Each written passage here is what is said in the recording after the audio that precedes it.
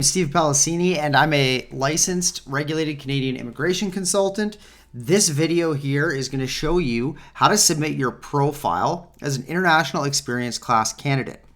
I'll have another video talking about whether or not the eligibility requirements are for that program, depending on your citizenship, country of nationality. But for now, I'm just going to show you how anybody can go that is eligible to submit a profile in the pool and figure it out. The first thing you want to do is create what's called an IRCC Secure account. So just search that on Google. Here it is right here. You want the GC key option. There's a new portal that'll just require an email and a password, but the IEC can only be done through GC key. So you want to sign in with the GC key, but you don't have one. So you've got to register and get a GC account. So you register for a GC account. This is just basically a credential that'll allow you to log in and use government services. So let's sign up. Welcome to GC key. I accept. Create your username. Let's say SJP IMI 2022. Continue. That's okay. Create your password. I'm not going to tell you what it is, but I'll create one here. And it meets the password checklist requirements. Good. You've got to create recovery questions.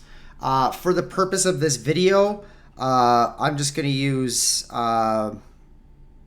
anything really, just as long as, well, I am screen recording, so I don't need to think about forgetting these things. So let's say Hank. Well, this is funny. Trump. President.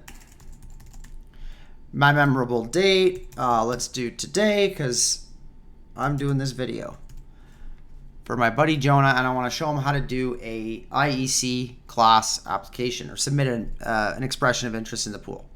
Memorable date hint today. I'm also going to screenshot these so I can access them quickly as required.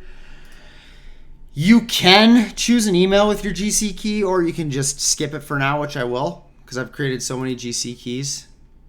Let's continue. So here you go. I accept. Given name. That'd be my first name, right? Given name. What do they define here? To a person at birth. Given name. So yeah, it is my... There you go. Email address. Okay, they want me to enter one here.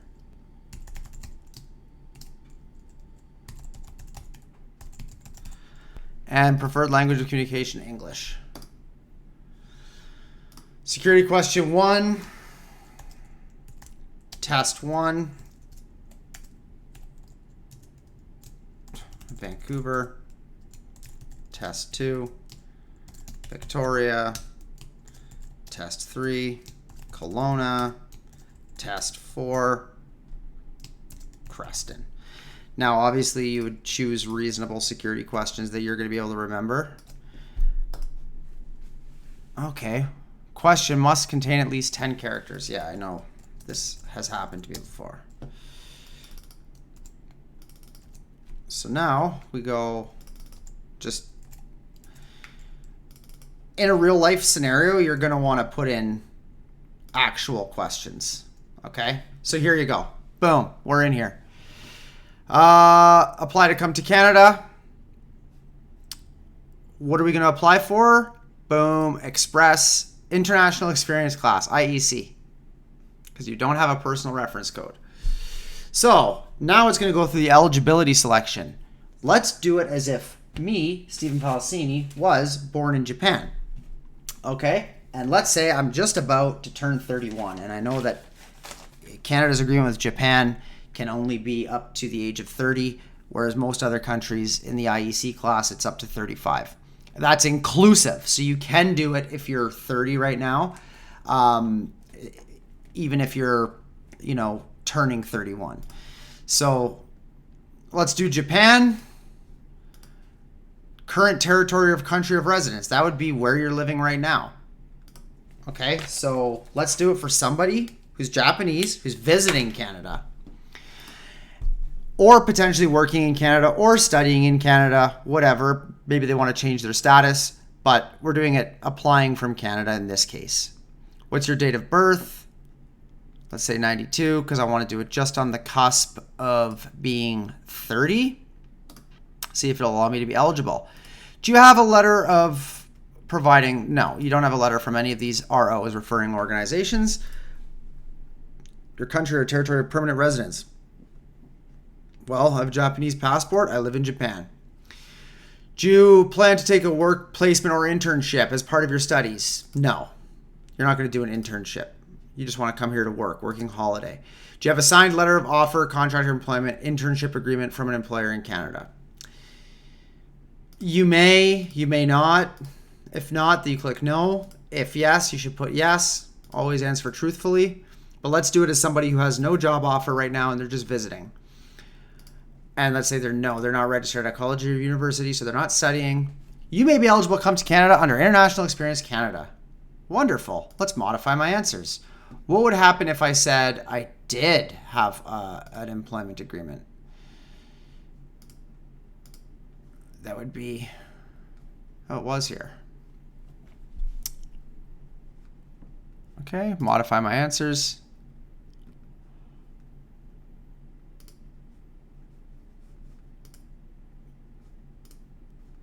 Let's say yes.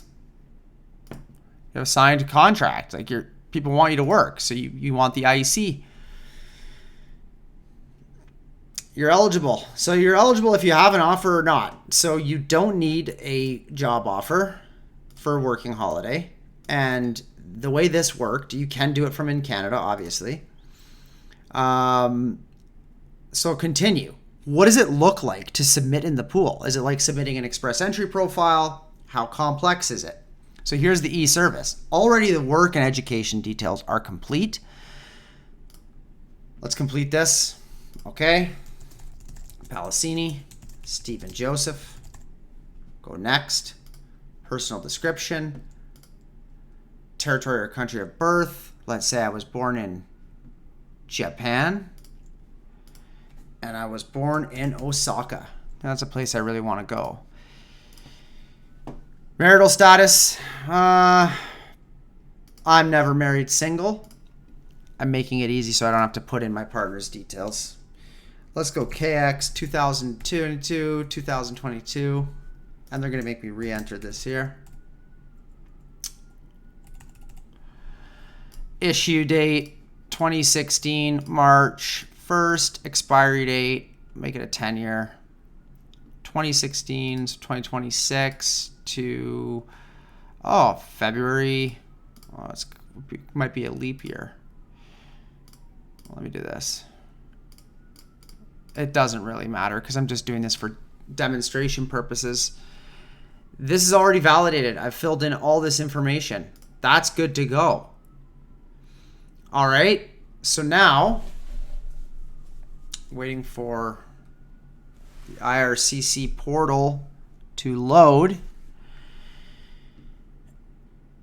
Start form, language of correspondence, English, email address.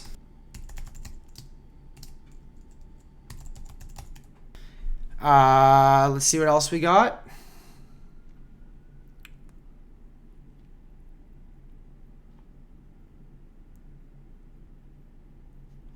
Complete, and application details. Oh my God. You may be eligible. Would you like to be added to the pool of candidates for this category? If you select no, you will not be entered into the pool of candidates and will not be invited to apply. Okay, so you should review the eligibility requirements before submitting this thing. And I haven't. I'm definitely not eligible, but that's fine because I'm showing you, I'm giving a tutorial on basically how to do this entire process. It is complete. Continue. Who said you need a referring organization, right? Now we're basically at the scary part where I don't think I'll submit from here because as a licensed immigration consultant, I don't want to, and as a Canadian who has citizenship status here, there's no point in me submitting an IEC, transmitting it and polluting the pool of applicants with fraudulent data. But this is really how easy it is in this process. So here's regarding your personal information. It's collected, and I agree, and then you would sign here, Stephen Joseph Palacini. Well, you would sign your actual name. And question 3, if I remember correctly, I think that was Kelowna. But I don't want to sign because I'm just submitting then a bunch of fake information to the government of Canada. But beyond this is then where you'll be able to basically submit, this is now your profile, you're in the pool. That's all the information they require for IEC. So why not do it?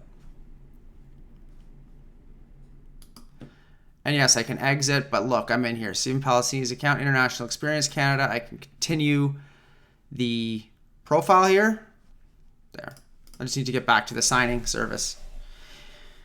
So that's pretty much it for applying for IEC to enter into the pool.